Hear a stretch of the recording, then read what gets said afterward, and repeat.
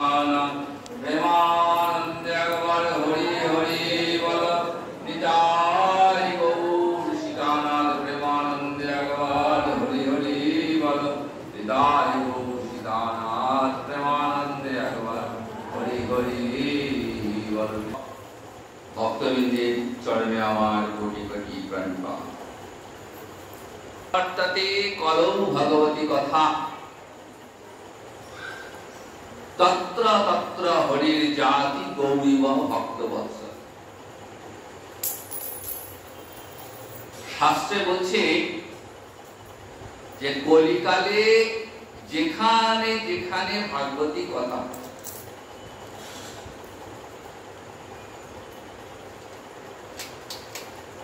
মঠে মন্দিরে দেবালয়ে গৃহে গৃহে গুণীজনের সভায় সাধু সভায় যেখানেই ভাগবতী কথা হবে যত্র যত্র প্রবর্ততে কলৌ ভাগবতী কথা অর্থাৎ কলিকালে যেখানেই ভাগবতী কথা হোক না কেন সেখানে যার কথা হচ্ছে তিনি প্রথম উপস্থিত যাকে নিয়ে আলোচনা যার কথা বর্ণিত তাহলে ভাগবতে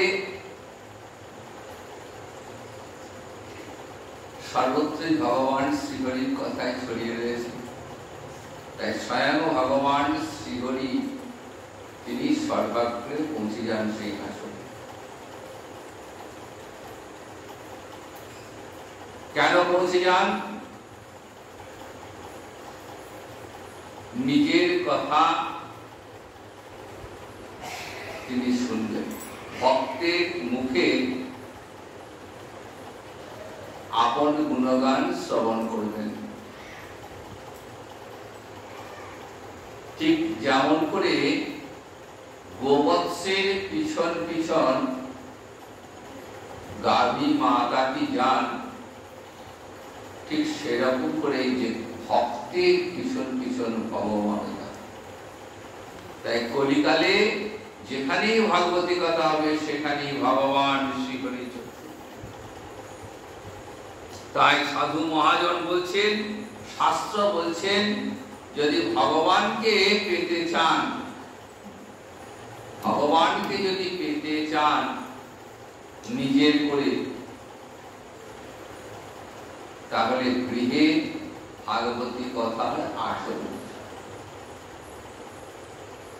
যে গৃহে গীতা ভাগবত থাকেন সেই গৃহে স্বয়ং ভগবান বিরাজ করেন কারণ গীতা স্বয়ং ভগবান মুখনিসৃত বাণী ইয়া স্বয়ং পদ্মনাভস্য মুখ পদ্ম বিনিসৃতা আর ভাগবত বলেন স্বয়ং ভগবান শ্রীকৃষ্ণ পরিবর্তিত হয়ে ভাগবত রূপে আমাদের মাঝে বিরাজ করছেন ভাগবতের 12টি স্কন্ধ এই 12টি স্কন্ধ ভগবানের 12টি অঙ্গের ন্যায় 12টি স্কন্ধ যেন ভগবানের 12টি অঙ্গ তাই গৃহে গীতা ভাগবত থাকা মানেই স্বয়ং ভগবান সেখানে বিরাজ করেন তাই কলিযুগে ভগবানকে কাছে পাওয়ার একমাত্র উপায় সহজতম উপায় ভাগবত কথা আস্বাদন ভাগবত কথা শ্রবণ গীতা ভাগবত শ্রবণ করলেই ভগবান শ্রীহরি তার প্রিয় পেরিয়া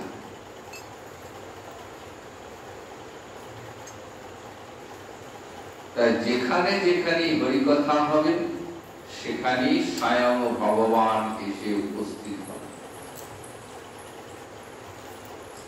ভগবানকে পাওয়ার এর থেকে আর সহজ উপায় কোথায় ধ্যান জ্ঞান যোগ তপস্যা এই সমস্ত কোনো সাধনারই প্রয়োজন হবে না। গীতায় ভগবান সেই কথাই বললেন আমাদের। কি বললেন? ভক্তা লভ্যস্তন্নয়া, বললেন একমাত্র অনন্যা ভক্তির দ্বারাই ভগবান লভ্য। অনন্যা ভক্তি, সেই ভক্তিটা কেমন? বললেন একমাত্র কৃষ্ণ চিন্তা ছাড়া আর অন্য কোন চিন্তা হৃদয়ে থাকবে না। এর নাম অনন্যা ভক্তি।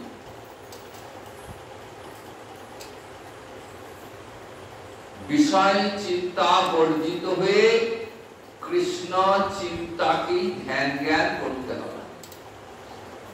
এর নাম অনন্যা ভক্তি। বিষয় এবং কৃষ্ণ দুটো একসঙ্গে থাকে। কৃষ্ণ সূর্য সম, বিষয় অন্ধকার। বিষয় মায়া, যাহা কৃষ্ণ তাহা নাহি মায়ার অধিকার।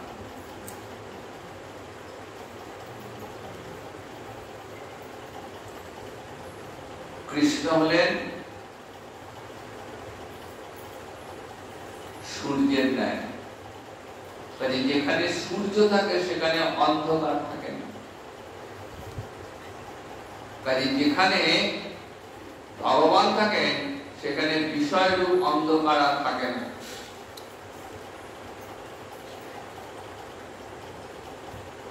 সেখানে মায়ার প্রবেশাধিকার থাকে না। তাই কৃষ্ণ চিন্তা করলে কি হবে? হৃদয় থেকে বিষয় চিন্তা দূরীভূত হয়ে যাবে। গীতায় ভগবান পরিষ্কার করে স্পষ্ট করে বলে দিলেন। এই শ্রীমদ্ ভাগবত ভক্তজনের কাছে কেন এত আস্বাদ্য?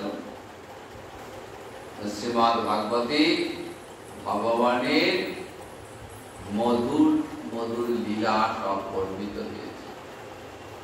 যে সমস্ত লীলা আস্বাদন করে ব্রহ্মাদি দেবগণ পর্যন্ত মজে রয়েছেন।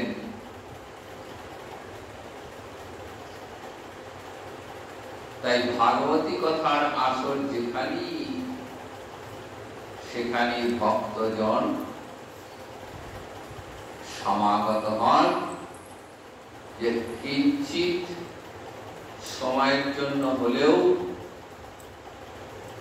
গোবিন্দের ওই মধুময় লীলা কর্ণে প্রবেশ করবে। শ্রীমদ্ ভাগবতে দশম স্কন্ধে শুধু কৃষ্ণ লীলা বর্ণিত হয়েছে। 12টা স্কন্ধ, তার মধ্যে দশম স্কন্ধটি শুধু ভগবানের কথা বর্ণিত হয়েছে। ভগবানের আবির্ভাব, তার বিভিন্ন লীলা সমূহ।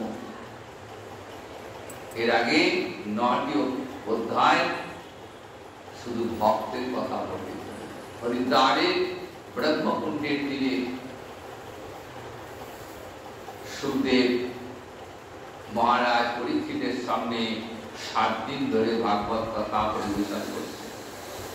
7 দিবস ব্যাপী ভাগবত। মহারাজ পরীক্ষিত কৃষ্ণ কথা শুনতে চেয়েছেন, কিন্তু সুখদেব প্রথমেই কৃষ্ণ কথা বললেন না, আগে ভক্তের কথা বললেন। কারণ ভক্তের চরিত সুধা আস্বাদন না করলে, ভক্তের কৃপা লাভ না করলে ভগবত কৃপা লাভ হবে না। ভক্ত কৃপানুগামিনী ভগবত কৃপা।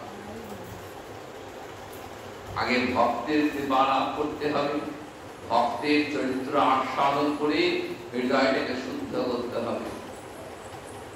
এই শ্রীমদ্ ভাগবতে ভক্ত নারদ, প্রহ্লাদ,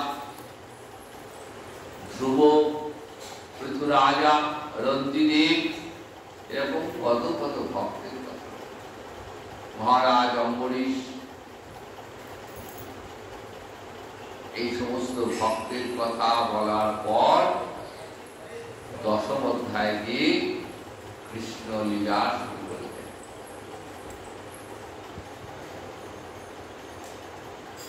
তো ভগবান শ্রীহরি তিনি গীতায় কথা দিয়েছেন, ন মে ভক্ত প্রণশ্যতি, আমার ভক্তের কখনো বিনাশ হয় না। কৌন্তেয় প্রতিজানিহি ন মে ভক্ত প্রণশ্যতি। হে কুন্তী নন্দন, অর্জুনকে বলছেন, অর্জুন কুন্তী নন্দন তুমি বিশ্ববাসীকে জানিয়ে দাও যে আমার ভক্তের কখনো বিনাশ হয় না।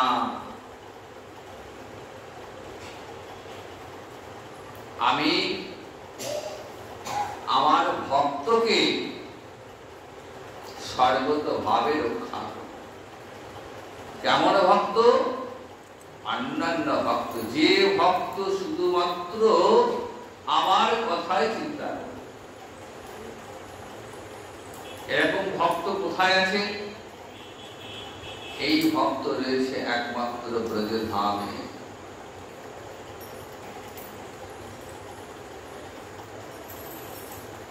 ব্রজবাসীরা কৃষ্ণ ছাড়া তাদের অন্তরে দ্বিতীয় ভাবনা নেই। তাদের ভাবনায় কিন্তু কৃষ্ণ ভগবান নন।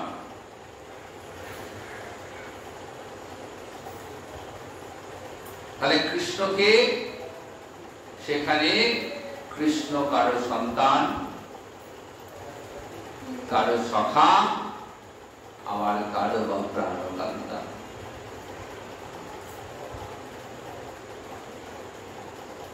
এই ভাবনায় ভাবিত ভক্তের অধীন হয়ে থাকেন ভগবান। কৃষ্ণকে তুলসী জল দেয় যে জল, তার ঋণ শোধিতে কৃষ্ণ করেন চিন্তন। কেমন করে ভক্তি লাভ হবে? গোবিন্দ চরণে যিনি নিত্য এক গণ্ডূষ পরিমিত গঙ্গা জল আর দুটি চন্দন সিক্ত তুলসী পত্র নিবেদন করেন, ভগবান তার হয়ে যান। আর ব্রজবাসীদের প্রেমের বাঁধনে ভগবান চিরকাল বাধা রয়েছে। মা যশোদা, পিতানন্দ ভগবানের নিত্য পিতা, নিত্য। কারণ ভগবান তো অযুগ, ভগবানের তো জন্ম হয় না। তাহলে ভগবানের জন্ম যদি না হয়, তাহলে ভগবানের পিতা মাতা কোথা থেকে এলেন?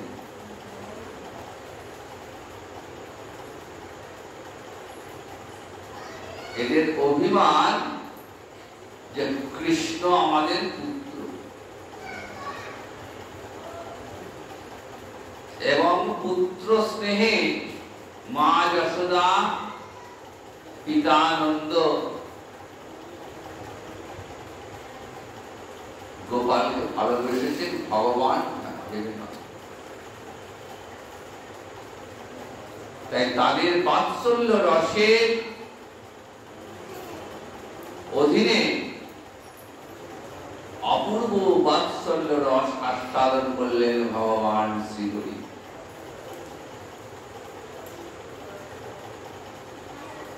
আবার বাল্যলীলায় শ্রীরাম সুদাম সখা দের সঙ্গে অসাধারণ সখ্য রস আস্বাদন করেছেন। খেলায় হেরে গেছেন, শ্রীরাম সুদাম ভগবানের কাঁধে চলেছে, তুমি কোন বড় লোক, তুমি আমি সম। খেলায় হেরে সুদাম বলছে যে কৃষ্ণ, এইবার আমরা তোমার কাঁধে চড়বো। তুমি নন্দরাজার ছেলে হতে পারো, কিন্তু তাহলে খেলায় যখন হেরে গেছো তখন কিন্তু শর্ত অনুযায়ী আমাদেরকে কাঁধে চড়াতে হবে। আর ভগবান সেই সূক্ষ্ম রস আস্বাদন করবার জন্য অবলীলায় শ্রীরাম সুদামকে কাঁধে চড়িয়েছে।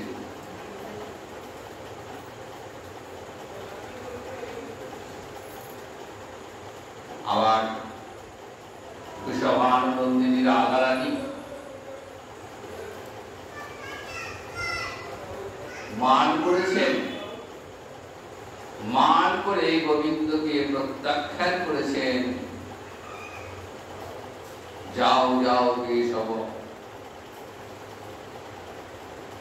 যাও তুমি যাও, তোমার মুখ দর্শন আমি করতে চাই না। ভগবানকে কাছে পেয়েও এমন করে কেউ প্রত্যাখ্যান করতে পারে? কতখানি প্রেম সেই রাধারানী, মান গোবিন্দ প্রাণ ভরে আস্বাদন করলেন।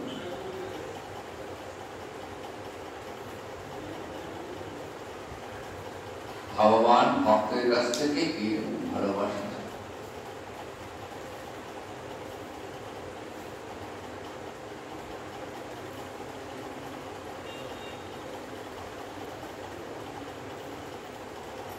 ভগবানের যখন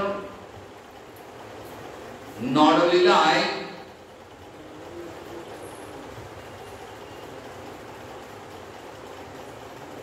যেদিন ভগবানের দাম্পত্য হলো, মা যশোদা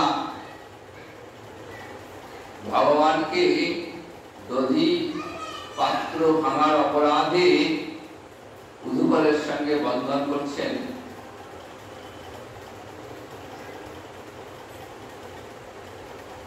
সেই দিনটি ছিল দিওয়ালি, দীপান্বিতা দিন। গোপাল চক্র গ্রন্থে শ্রী গোস্বামী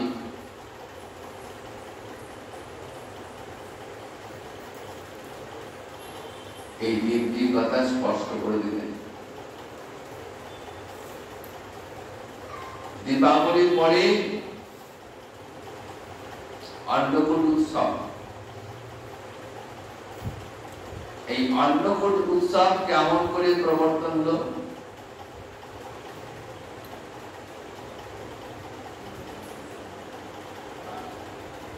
নন্দ মহারাজ প্রতি বৎসর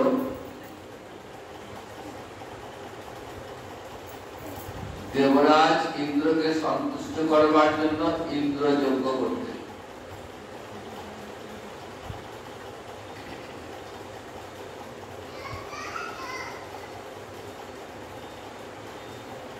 তো সেই যজ্ঞের আয়োজনে ব্রজবাসীরা ব্যস্ত। গোপাল সবই জানেন।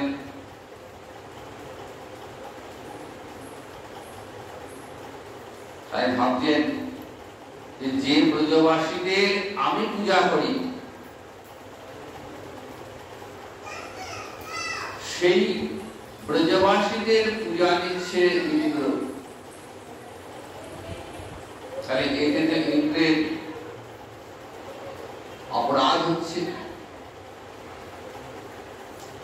তাহলে ইন্দ্রের এই গর্বটা নাশ করে দিতে হবে।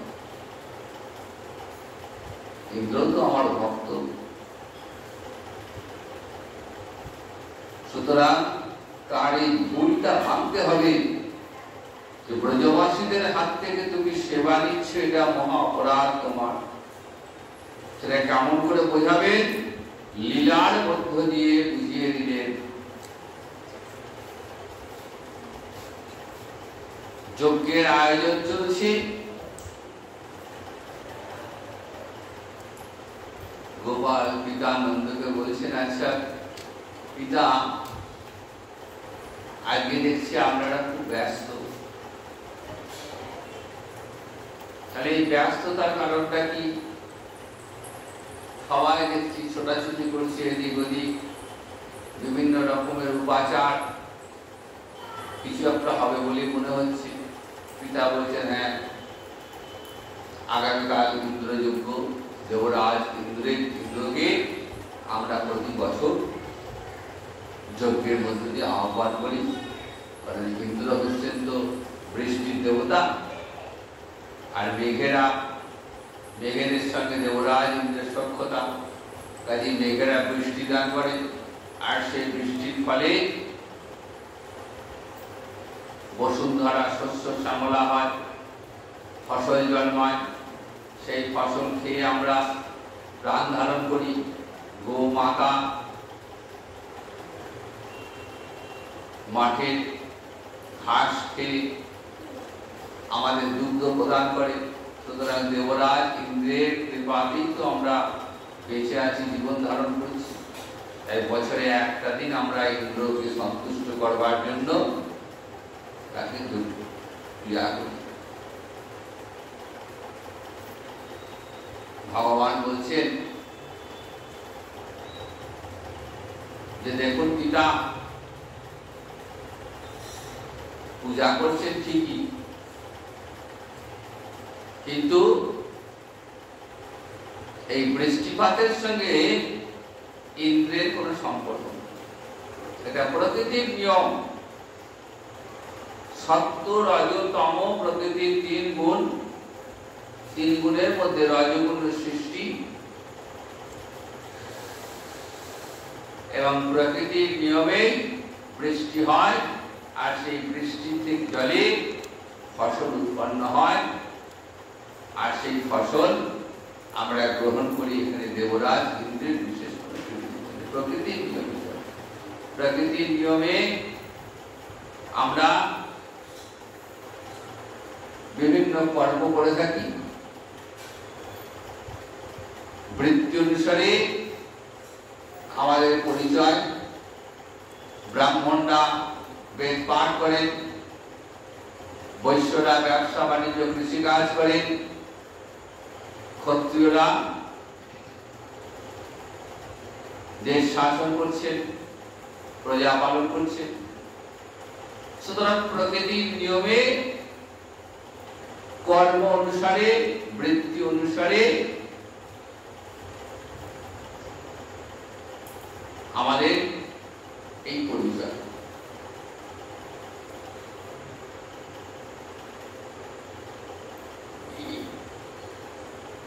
যদি উপকার যদি আমরা কারো কাছে পেয়ে থাকি, তাহলে সেটা হলো আমাদের এই গোবর্ধন পর্ব। কারণ এই গোবর্ধন পর্বতের উপরই ঘাস লতা পাতা রয়েছে। গোবর্ধনের পাহাড়ে আমাদের গাভীরা গোবৎসরা চড়ে, এখানে ঘাস খায়, আমাদেরকে সর্বতভাবে রক্ষা করে। যদি পূজা যদি করতে হয়, তাহলে গোবর্ধনের পূজায় নানা রকম যুক্তি যখন দিলেন, 7 বছরের বালক হলেও গোপালের যুক্তিগুলো কেউ কাটতে পারলেন। তখন নন্দ রাজা, ব্রজবাসীরা, জাতি ব্রাহ্মণরা সকলে স্থির করলেন, ঠিক আছে, তাহলে ইন্দ্রযজ্ঞের উপাচার দিয়েই আমরা গোবর্ধনের পূজা করি।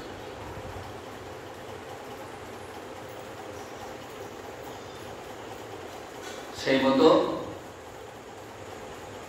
যজ্ঞ শুরু হয়েছে, গোবর্ধন যজ্ঞ। নানা রকম উপাচারে ব্রজবাসীরা গোবর্ধনের পূজা করছেন।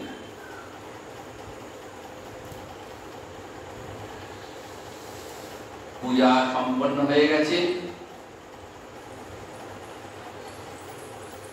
নারদ এসেছিলেন সেই যজ্ঞে অংশগ্রহণ করে,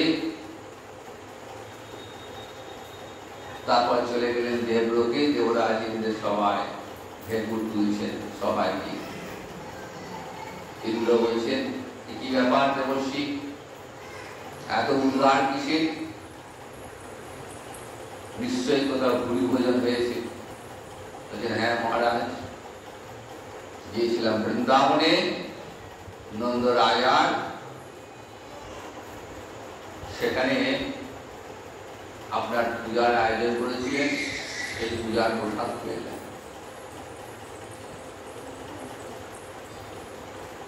যুবরাজ ইন্দ্র বলছে আমার পূজা হলো আমি জানতে পারিনি, ইচ্ছে করে বললেন। বলছে ও না না, এবারে আপনার পূজা হয়নি, এবারে ব্রজবাসীরা গোবর্ধনের পূজা করেছে। ওই যে নন্দ মহারাজের একটা ছেলে আছে না, কৃষ্ণ নাম, কৃষ্ণের কথায় দেবরাজ ইন্দ্র মহারাজ নন্দ মহারাজা আপনার পূজা বাদ দিয়ে গিরি গোবর্ধনের পূজা করেছেন। এই কথাটা বলে রাজসভা থেকে বিদায় নিয়ে চলে দেবরাজ ইন্দ্রদ্বার নন্দ মহারাজের ছেলে কৃষ্ণ স্বয়ং ভগবান অনন্ত কোটি ব্রহ্মাণ্ডের নিয়ন্তা, সেটা তো আর জানেন না, কারণ তিনি নররূপে লীলা করছেন।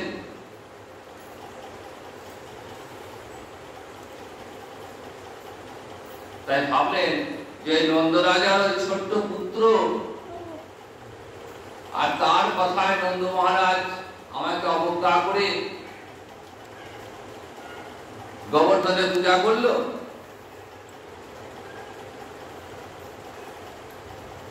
সঙ্গে সঙ্গে প্রতিশোধ ক্রিয়া জেগে উঠল।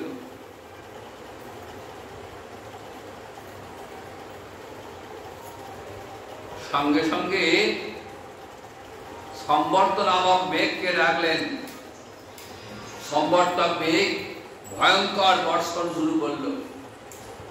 ব্রজ ভেসে যাওয়ার উপক্রম, সঙ্গে তুমুল বৃষ্টি, ঝড়, ভয়ঙ্কর ঝড়, কিছুই দেখা যাচ্ছে না চারিদিকে, আর প্রবল বর্ষণ। ইন্দ্র প্রবল ক্রুদ্ধ হয়ে তখন কৃষ্ণ নিন্দা করছেন। কি বলছেন? বাচালাঙ্গ বালিশম স্তব্ধম অজ্ঞং পণ্ডিতামানিনম কৃষ্ণাঙ্গ মর্তমুপাশ্রিত গোপামি চক্র প্রিয়ম। গোপীরা একটা মূর্খ, বালিশং মূর্খ, অবিনীত, পণ্ডিতাভিমানী মর্তের গোপবালক ওই কৃষ্ণের কথা শুনে আমার অপ্রিয় কাজ করলো, আমায় অবজ্ঞা করলো। তাই আমাকে অবজ্ঞা করার ফল আমি দেখাচ্ছি। কৃষ্ণ নিন্দা করছেন দেবরাজ ইন্দ্র, কিন্তু শ্রীজীব গোস্বামী পাদ তিনি এর সুন্দর ব্যাখ্যা দিলেন। শ্রীধর স্বামী পাদ, শ্রীধর স্বামী তার টিকায় এই শ্লোকটাকে ব্যাখ্যা করলেন, দেখালেন যেটা আসলে কৃষ্ণ নিন্দা নয়, কৃষ্ণ স্তুতি, কৃষ্ণ বন্দনা। কি বললেন? বাচালম। এই বাচাল শব্দের অর্থ যিনি শাস্ত্রের মূল কারণ, যার থেকে সমস্ত শাস্ত্রের উৎপত্তি, অর্থাৎ যা কিনা বাক্যের প্রথম প্রকাশ। বালিশ কথার অর্থ শিশুর মতো নিরভিমান। ভগবান হলেন নিরভিমান, তার কোনো অভিমান নেই, শিশুর মতোই নিরভিমান। কৃষ্ণকে একবার ডাকলেই তিনি সাড়া দেন, ভালোবেসে ডাকলেও সাড়া দেন, আবার নিন্দা করে ডাকলেও সাড়া দেন। তাই তিনি বালিশ, অবিনীত। এই অবিনীত শব্দের অর্থ হলো কৃষ্ণের পক্ষে জগতে নত হবার মতো কোনো জায়গা নেই। সমগ্র বিশ্ব অনন্ত কোটি ব্রহ্মাণ্ড তার চরণে নত। সুতরাং তার নত হবার কোনো জায়গা নেই, কারণ জগতে সবাই তার কাছে নত, কারণ তিনি জগৎ বন্দনীয়, তিনি কারো কাছে নত হবেন। আর কি বললেন? অজ্ঞ। অজ্ঞ মানে কৃষ্ণের চেয়ে জগতে আর কেউ জ্ঞানী নেই। সাধারণভাবে অজ্ঞ কথার অর্থ আমরা জানি যে যার কোনো জ্ঞান নেই, অজ্ঞানী। কিন্তু শ্রীধর সাই পাল বলছে এখানে অজ্ঞ বলতে কৃষ্ণর চেয়ে জগতে জ্ঞানী আর কেউ নেই। তিনি হলেন জ্ঞান ঘন বিগ্রহ, তার থেকে সমস্ত জ্ঞানের প্রকাশ, তার থেকে সমস্ত জ্ঞানের প্রকাশ। আবার কি বললেন? পণ্ডিতা মানি, অর্থাৎ জগতের সমস্ত পণ্ডিতগণ তাকে মান্য করেন।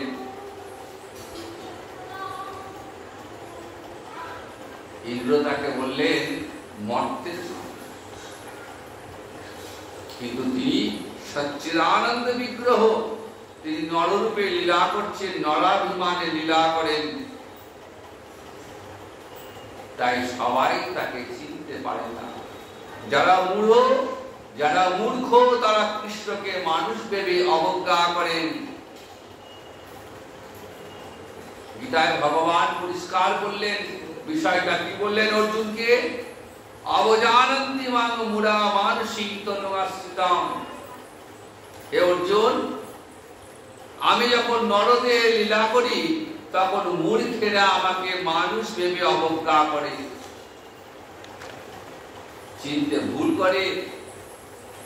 সর্বভূত মহেশ্বর এই পরম তত্ত্ব তারা জানে না। যাই হোক, ইন্দ্র কৃষ্ণকে নিন্দা করে মেঘ বজ্র বায়ুকে আদেশ করলেন ব্রজবাসীকে এখনই বিনাশ করো।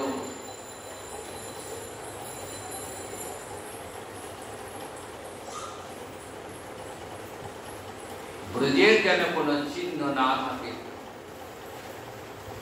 শিলাবৃষ্টি, বজ্রপাত, জল ঝড়ে ব্রজবাসীরা বিপন্ন হয়ে ওই গোবিন্দ চরণে আশ্রয় নিলেন। হে গোবিন্দ,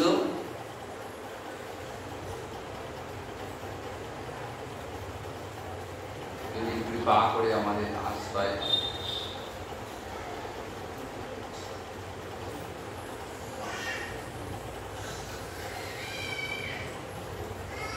আর এই ব্রজবাসী প্রার্থনায়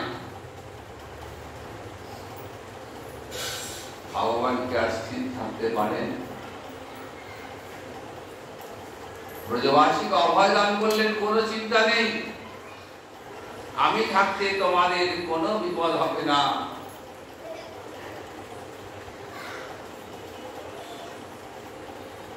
তিনি কি করলেন? 7 বছরের বালক নরলীলায় ভগবানের বয়স 7 বছর।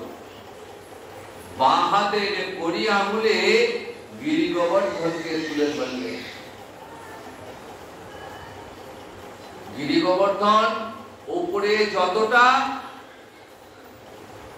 নিচেও ততটাই। সুতরাং বাঁ হাতের কড়ি আঙুলে তুলে ধরার ফলে কি হয়েছে? নিচে অনেকটা গর্ত হয়ে গেল। আর গোপাল আগে থেকে সেখানে ব্রজবাসীদের থাকার জন্য সমস্ত ব্যবস্থা করে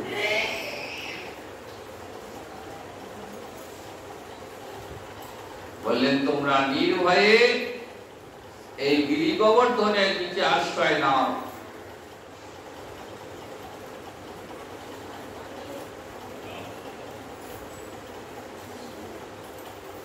এই গিরি গোবর্ধন, গিরিরাজ গোবর্ধনের ইচ্ছা হয়েছে যে আমি গোবিন্দের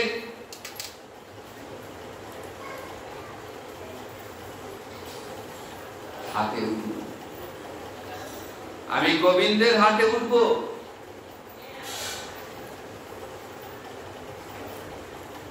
কেমন লাগছে দেখতে? বালক যেমন হাতে ছাতা ধরে,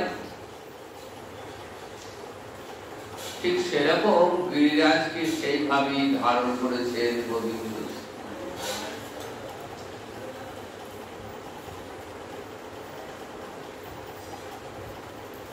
শাস্ত্রে তিনজনকে হরিদাস শ্রেষ্ঠ বলেছে, এর মধ্যে গিরিরাজ গোবর্ধন হলেন একজন, আর দুজনকে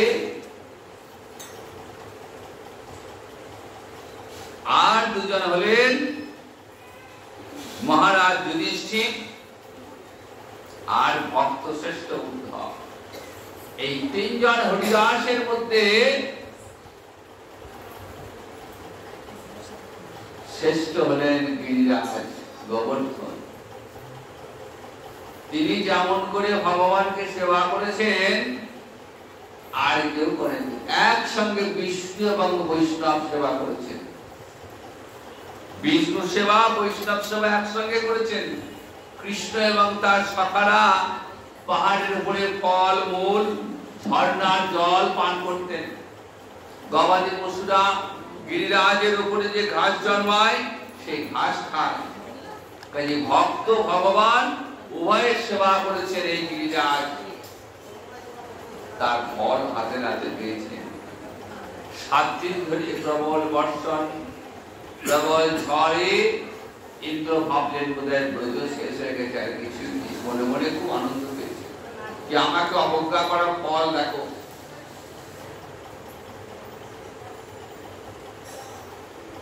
এদিকে সম্পর্তক মেঘ বজ্র ঝড়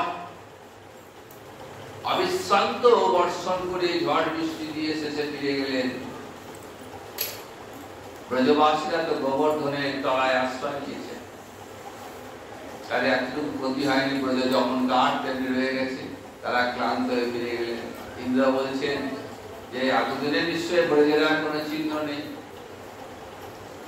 মেঘেরা বলছে না না,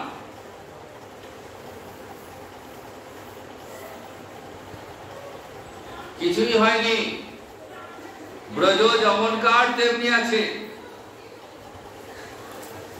দেবর্ষি নারদ আমার এসছেন ইন্দ্রের সভায়। ইন্দ্র বলছেন দেবর্ষিবাদ কোথা থেকে আসছেন? বলছে কেন? ব্রজধাম থেকে আসছি, ব্রজভূম থেকে আসছি। ব্রজ তো শেষ হয়ে গেছে, ব্রজ কি চিহ্ন আছে নাকি? নারদ বলছে না না, আপনি ভাবছেন তা নয়, ব্রজের কিছুই হয়নি, যেমন ছিল তেমনি আছে, গাছের একটা পাতাও খসেনি।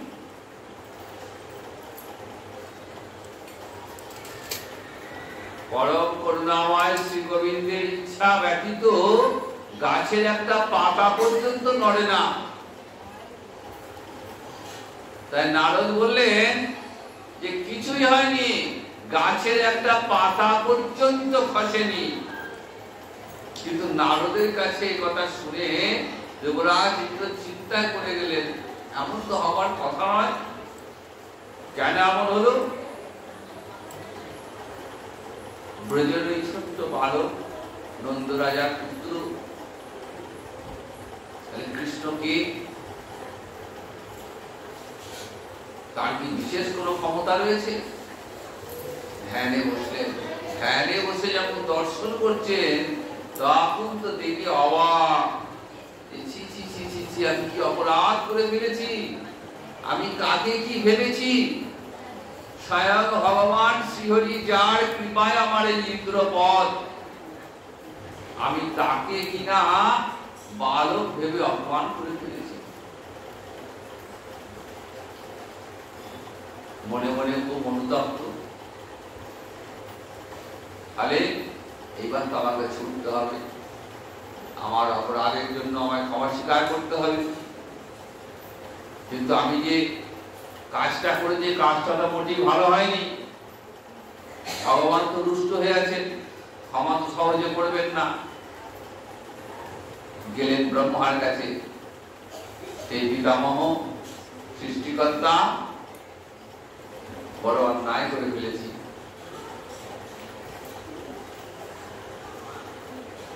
আপনি চলুন আমার হয়ে ক্ষমা প্রার্থনা করে চেয়ে নেবেন। ব্রহ্মা বলছে, না না, এই কিছুদিন আগেই আমিও পরীক্ষা করতে গিয়েছিলাম কৃষ্ণকে, ভগবানকে। আমিও তো অপরাধী, তিনি আমার উপর ক্রুদ্ধ হয়ে আছেন, আমি যাবো না, তিনি অন্য কোথাও দেখো। গুরুদেবের কাছে গেলেন, বৃহস্পতির কাছে। গুরুদেব বলছেন যে তুমি আমার শিষ্য, অথচ তুমি এটা জানো না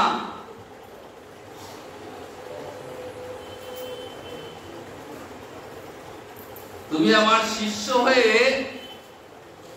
তুমি এই কাজ কেমন করে করলে?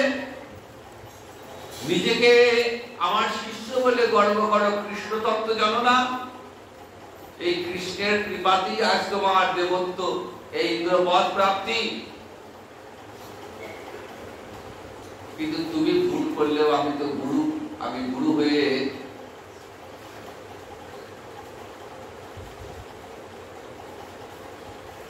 তো ভুল করতে পারি না। আমার কর্তব্য তোমার মঙ্গল সাধন করা, শিষ্যের মঙ্গল সাধন করা কর্তব্য। তুমি এক কাজ করো, কৃষ্ণ ভগবান গাভীকে বড় ভালোবাসেন, গোমাতাকে বড় ভালোবাসেন, তুমি গোমাতা সুরভিকে নিয়ে যাও। গোমাতা সুরভির কথায় তিনি তোমাকে ক্ষমা করলেও করতে পারেন।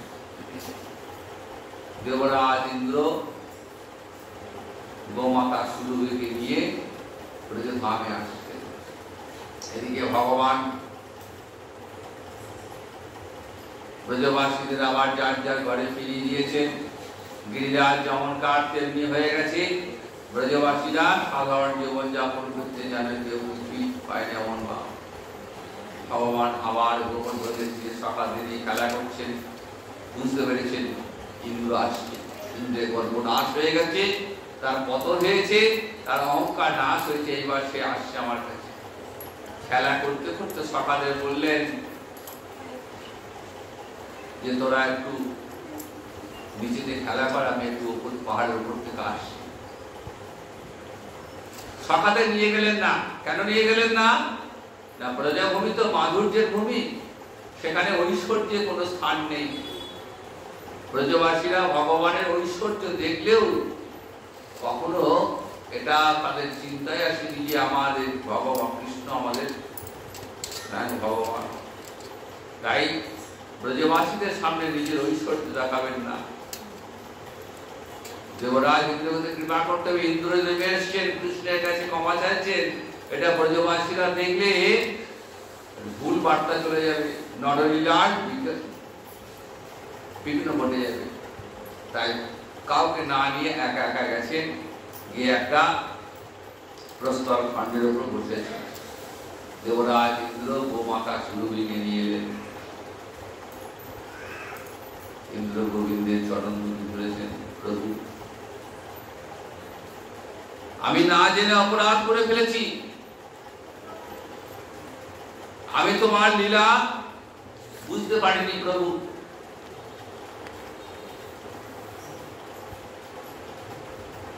নমস্তুভ্যং ভগবতে পুরুষায় মহাত্মনে বাসুদেবায় কৃষ্ণায় সত্যতাং পতয়ে নমঃ।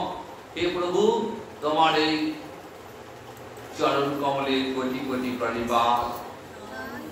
তুমি অন্তর্যামী, সকলের অন্তরে বিরাজ করো। তুমি বাসুদেব, তুমি অনন্ত কোটি ব্রহ্মাণ্ডের আশ্রয়, তুমি যাদবদের প্রতি আমি তোমার চরণের অপরাধী, তুমি ক্ষমা করো প্রভু। তুমি কৃপা করে আমার অহংকার নাশ করেছো, তা আমার কৃপা করে যেন কখনো আমার এই দুষ্ট মতি যেন আর কখনো না হয়।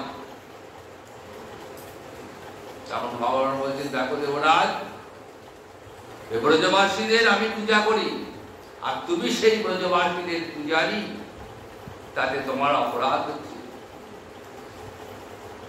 আমি যাকে পূজা করি তাদের পূজা যদি তুমি গ্রহণ করো, তাহলে তোমার অপরাধ হয়ে যাবে।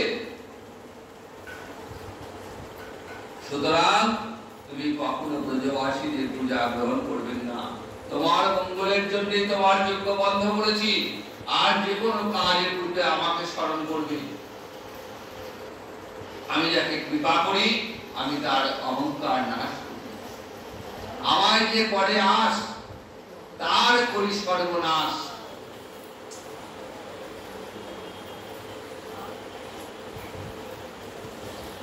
কৃষ্ণ ভজন করলে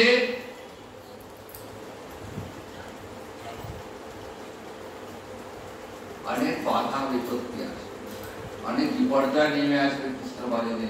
তারপরেও যে ভজন করবে, ভগবান বলছেন যে তারপরেও যে আমায় ভজনা করে আমি তাকে আমার দাস, আমি দাস করে তুলি। তোমার ভয় নেই, এটা তোমার প্রথম অপরাধ, আমি তোমায় ক্ষমা করলাম, তবে কখনো আর এমন কাজ করবে না। গোমাতা সুরভি এসছেন যে কৃষ্ণ তোমার লীলায় তুমি গোজাতির বড় প্রিয়, তাই আজ থেকে আমরা তোমায় গোবিন্দ নামে অভিষেক করব। তোমার নাম হবে গোবিন্দ জগৎবাসী, তোমায় গোবিন্দ নামে ডাক। গোমাতা সুরভি দুগ্ধ ধারায় গোবিন্দের অভিষেক করলেন। দেবরাজ ইন্দ্র ঐরাবতের সুরে করে মন্দাকিনীর জল এনে কৃষ্ণকে অভিষেক করলেন এবং তখন থেকে গোবিন্দ নামের প্রচার। যখন অভিষেক হচ্ছে দেবতারা পুষ্প বৃষ্টি করছেন, অপ্সরাগণ নৃত্য করছেন, নারদ, তম্বুর, গন্ধর্ব, বিদ্যাধর, সিদ্ধচারণরা কৃষ্ণের যশগান করছেন। অভিষেকের পর কৃষ্ণের অনুমতি নিয়ে ইন্দ্র গোমাতা সুরভি স্বর্গে গমন করে গেলেন। এদিকে গোবর্ধন যজ্ঞের বিশাল আয়োজন হয়েছিল। সেই গোবর্ধন যজ্ঞের অনুকরণে পরবর্তীকালে অন্নকূট উৎসবের প্রচলন হয়।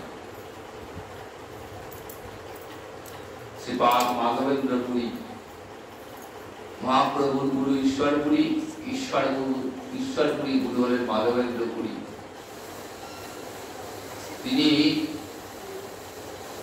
ধামে গিয়ে এই অন্নকূট উৎসবের প্রচলন করেছিলেন। সেই থেকে আজও দীপাবলির পরের দিন অন্নকূট উৎসব হয়ে আসে। ব্রজবাসীরা রাশি রেশি অন্ন স্তূপাকার করে গিরি গোবর্ধনকে পূজা করেন।